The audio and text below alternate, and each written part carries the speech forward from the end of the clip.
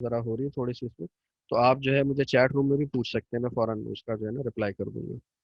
Okay, GDP deflator ये होता है। जीडीपी डिफ्लेटर एक तरह का इन्फ्लेशन रेट ही होता है कि नॉमिनल जीडीपी मतलब करंट ईयर की जो प्राइस की जो वैल्यू है जीडीपी की, वो रियल जीडीपी जैसे फॉर एग्जांपल जो बेस ईयर का जो जीडीपी था उससे डिवाइड करते हैं और उसको 100 से मल्टीप्लाई कर देते हैं, तो जाहिर बात है हमारे पास क्या आ जाता है, ये जीडीपी डिफ्लेटर। और एक्चुअली जीडीपी डिफ्लेटर ही एक्चुअली क्या होता है, ये यही आपका जो है इन्फ्लेशन रेट को बता रहा होता है। अच्छा जी, उसके बाद फिर ये है जो इश्यूज आते हैं या पॉलिसीज जो आती हैं वो इससे रिलेटेड आती हैं। क्या चीज़ है? Standard of living across the countries. Standard of living के लिए बहुत सारे जो है एक इंडेक्स बनाया जाता है। उस इंडेक्स के अंदर बहुत से कंपोनेंट होते हैं और उसमें बहुत इंपॉर्टेंट कंपोनेंट जो होता है वो per capita real GDP. Per capita GDP जो है वो एक सबसे ज़्यादा एक इम्पॉर्टेंट चीज़ होती है कि जिसके ज़रिए से हम किसी भी एक्चुअली होता है कि जो जीडीपी का साइज होता है और उसमें जो ग्रोथ हो रही होती है तो उसको तो हम कहते हैं इकोनॉमिक ग्रोथ।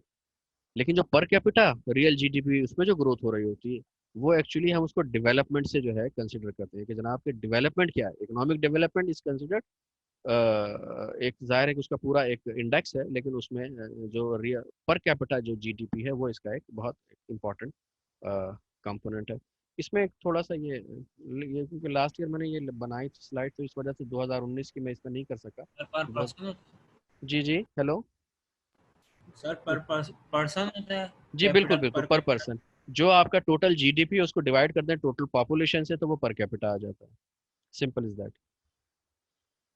तो उसमें देखें यही है इसके ऊपर कि रियल जो जीडीपी है, रियल जो कांस्टेंट मार्केट प्राइस के ऊपर है, 2018 में 61 थी। 2018 का मतलब है 17 18, और 2017 का मतलब है 2016 17। Start from July 16 to June 17 and this is July 17 to June 2018। किसके अंदर जो है real per capita sorry real GDP value जो है 59 बिलियन डॉलर से बढ़ के ये 69 सॉरी 59 ट्रिलियन रुपीस से बढ़ के 61 ट्रिलियन रुपीस हो गई थी। तो इन द रियल टर्म जो है ये बड़ी थी। नॉमिनल जो है वो देखें आप इससे ज़्यादा बड़ी थी, 153 से 162 हुई थी। तो रियल यूएस डॉलर में ये है 1.15 ट्रिलियन डॉलर, और ये जो हो गई 1.197। तो ये भी इसके अंदर थोड़ा सा इजाफा हुआ है। नॉमिनल अगर करंट यूएस डॉलर के लिहाज से देखें तो इसमें थोड़ा सा तकरीबन बराबर ही इजाफा है, बहुत ही मामूली सा एक जो है वो इसमें ग्रोथ है। अच्छा, फिर एक चीज़ होती है परचेजिंग पावर पैरिटी। ये एक इंटरनेशनली जो है अमूमन इसी तरह से देखा जाता है कि परचेजिंग पावर पैरिटी का मतलब ये है कि पाकिस्तान के अंदर $10 में जितनी चीज़ें आएंगी, क्या अमेरिका में भी $10 में उतनी चीज़ें आएंगी? ठीक है, हम बेस बनाते हैं कि जनाब के $10 के अंदर कोई एक चीज़ है जो कि अमेरिका में आ रही है, लेकिन पाकिस्तान के अंदर पता लगता है कि जनाब वो कितने में आ रही है, वो सिर्फ $2 में मिल जाती है।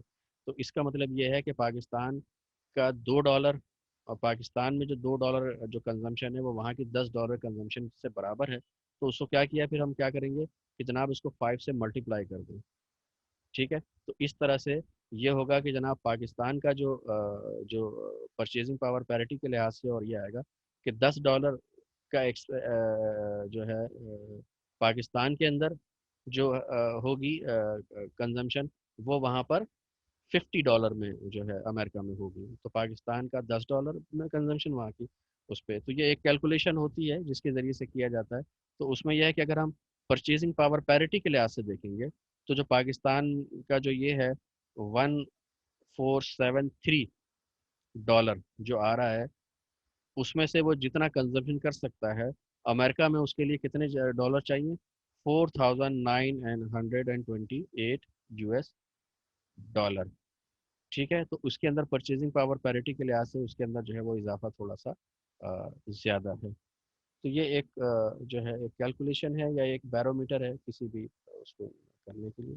Real GDP per capita across country, तो इसमें इन्होंने कुछ दिए हुए, ये सिर्फ मैंने बताने के लिए कहा था कि आप देख लें कि जिनका रियल पर कैपिटा इनकम सबसे ज़्यादा है वो सारे के सारे कौन लोग हैं, वो डेवलप्ड कंट्रीज हैं, जो कि बिल्कुल डार्क कलर में दिया हुआ है। इसमें आप देख लें कि ये अमेरिका और कनाडा है, ऑस्ट्रेलिया है, और फिर उसके अलावा जो है ये कंट्रीज़ हैं सारे यूरोप के, और फिर प्लस जो आपके जो ऑयल रिच कंट्रीज़ हैं ये हैं। इससे थोड़ा सा अगर हम कंपैरेटिवली जो है क्या कहते हैं जो कलर थोड़ा सा ब्राइट है वो ये वाला है, इसके अंदर काज़ाकिस्तान है, या फिर दूसरे नंबर पर ये जो आपका अर्जेंटाइन जो है वो आ जाता है, और लीबिया है, और फिर इसी तरह से ये ईस्ट और ये वाले कंट्री, फिर उससे भी लाइट कलर के अंदर ये आ जाता है चाइना, मंगोलिया एंड ब्राज़ील, ये सारा का सारा जो रीजन है साउथ अमेरिका का। तो उससे कम में आ जाते हैं फिर वो पाकिस्तान है, पाकिस्तान, अफगानिस्तान, इंडिया, ये सारी चीज़ें। और उससे भी जो बिल्कुल लीस्ट डेवलप कंट्रीज वो देखें, ये अफ्रीका एक कंट्री है। और ये सारे किस बेसिस के ऊपर किए गए हैं ये देख लें कि जिनका पर कैपिटा इनकम ज़्यादा है जनरली उनको हमें पता है कि वो लोग सारे के सारे डेवलप कंट्रीज हैं। अच्छा जी, ये एक क्योंकि हम ये पढ़ेंगे इसके ऊपर, तो मैं इस बात से बता दूं कि जीडीपी सेक्टोरल कंपोनेंट इसका कौन सा पाकिस्तान का है, एग्रीकल्चर है, मैन्युफैक्चरिंग है, सर्विसेज है। पाकिस्तान में सबसे ज़्यादा जो है तकरीबन 60% जो जीडीपी का जो साइज़ में सर्विसेज का जो है वो साइज़ आता है। और इसमें सबसे ज़्यादा जो है वो ट्रेड का है, होलसेल ट्रेड और रिटेल बिजनेस का। दूसरे नंबर पर ट्रांसपोर्ट है, फिर उसके बाद जो है क्या कहते हैं ये कंस्ट्रक्शन है और फाइनेंस का जो है ये हिस्सा आता है। बाकी जो है वो बहुत थोड़े से हैं, बहुत ज़्यादा नहीं है। और आई थिंक इसके अंदर कम्युनिकेशन का जो है वो भी एक आता तो पाँचवें छठे नंबर पर है, लेकिन इतना ज़्यादा।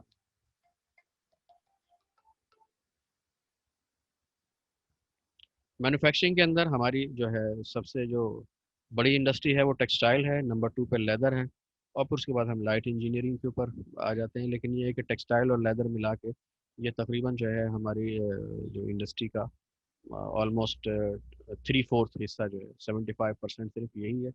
एग्रीकल्चर के अंदर जो है आपका क्रॉप्स सबसे ज़्यादा है, जिसके अंदर हमारी तीन कैश क्रॉप सबसे ज़्यादा इंपॉर्टेंट है, वीट है, राइस है, और उसके अलावा शुगर केन है। और दूसरे नंबर पर जो है लाइव स्टॉक है। लेकिन ओवरऑल जो लाइव स्टॉक जो है अगर हम देखें तो ये एक बहुत बड़ा सेक्टर है पाकिस्तान का, क्योंकि लाइव स्टॉक सेक्टर कुछ ऐसा है कि इसी से डेयरी प्रोडक्ट, फिर प्लस ये है कि ये जो है सारा का सारा आपको क्या दे रहा होता है, लेदर इंडस्ट्री के लिए जो है रॉ मटेरियल दे रहा होता है। और इसके बावजूद कि लाइव स्टॉक सेक्टर जो है ज़्यादातर ये समझे कि एक ये बाई प्रोडक्ट है, एक एक बाई सेक्टर है, एक सेकेंडरी सेक्टर है क्रॉप सेक्टर का, कि जो गांव के लोग होते हैं जिनके पास ज़मीनें होती हैं, मतलब ये है कि उनका मेन बिजनेस जो है लाइव स्टॉक का नहीं होता बल्कि क्रॉप का होता है, लेकिन साथ साथ वो लाइव स्टॉक का भी बिजनेस जो है वो चला रहे होते हैं।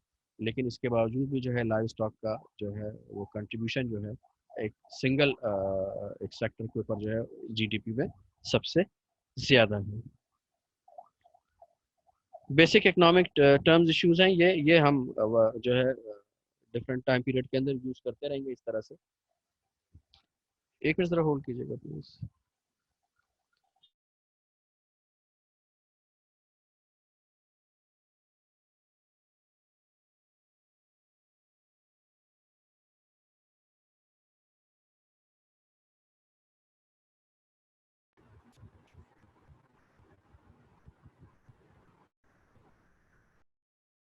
ओके, ये जो टर्म्स हैं इकोनॉमिक ग्रोथ एंड डेवलपमेंट, जैसे मैंने बताया, बिजनेस साइकिल का मतलब ये है कि रिसेशन एंड डिप्रेशन, कि पाकिस्तान में कब इस वक्त जैसे इस वक्त डिप्रेशन की वाली सूरत हाल है क्योंकि हमारी ग्रोथ जो है वो नेगेटिव हो रही है। रिसेशन का मतलब सॉरी रिसेशन डिप्रेशन। और अच्छा उसके बाद है डिमांड सप्लाई जो कि चलती रहेगी, इन्फ्लेशन एंड अनएम्प्लॉयमेंट, ये दोनों साथ साथ चीज़ें चल रही होती हैं। इन्फ्लेशन ज़्यादा होगी तो अनएम्प्लॉयमेंट भी ज़्यादा होगी, कभी कम भी हो जाती है। इसका डिफरेंट एक हम पाकिस्तान के हवाले से ये जो इसका एक बड़ा ही कॉम्प्लेक्स किस्म का रिलेशनशिप देखने में आया है। फिर इन्वेस्टमेंट है, करंट अकाउंट बैलेंस पाकिस्तान का क्या है, ये हम अक्सर आजकल अक्सर सुन रहे हैं कि पाकिस्तान में करंट अकाउंट बैलेंस की सूरत हाल जो है वो बहुत बेहतर है पिछले चंद सालों के मुकाबले में।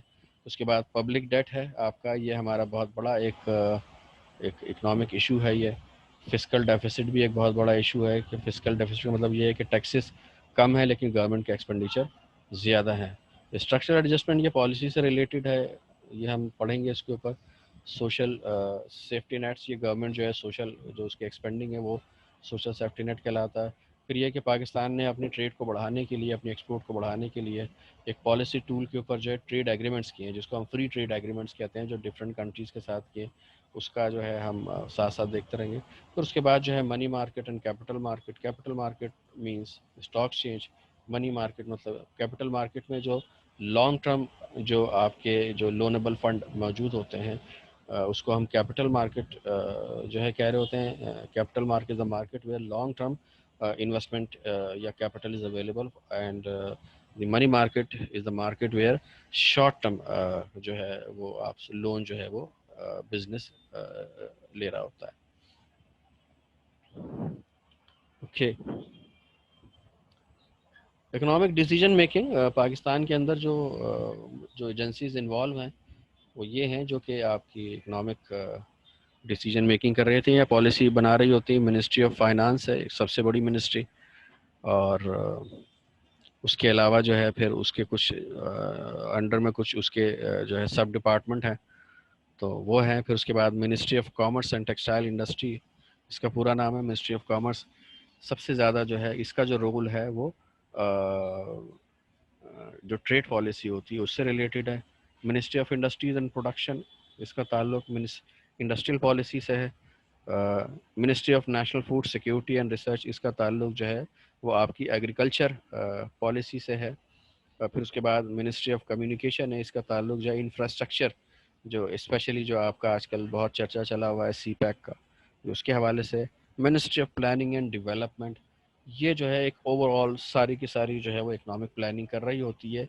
जो ऊपर हमने जो बताए हैं सारे के सारे, इनको साथ लेके जो है ये एक पूरा एक इकोनॉमिक एजेंडा जो है वो तरतीब दे रहे होते हैं। अच्छा, ये है कि अगर आप लोग कहें तो हम थोड़ा सा ब्रेक कर लेते हैं, बट इस ब्रेक को हम थोड़ा प्रोडक्टिव इस तरह से बनाएंगे। अगर मैं आपसे कहूँ, ये अभी हम एक चीज़ देख रहे थे इसमें, जीडीपी। जीडीपी का कंपोनेंट क्या है? सी प्लस आई प्लस जी प्लस एक्स माइनस एन। आप सारे लोग ज़रा मुझे एक पैराग्राफ ज़रा लिख के बताएं कि इसमें से कौन सी चीज़ आपके ख्याल में पाकिस्तान का सबसे इम्पोर्टेंट इशू है। डोमेस्टिक कंजम्पशन या इंडिविजुअल कंजम्पशन,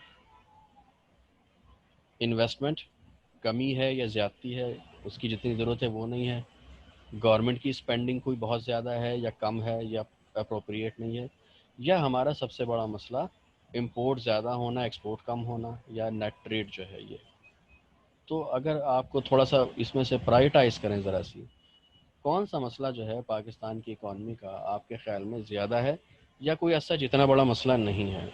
आपको रीज़न देना है, बस एक पैराग्राफ आपको लिखना है, and that paragraph should not be more than 150 words. This should be with in 150 words, ठीक है ना? मैं इसको थोड़ा सा अगर आपको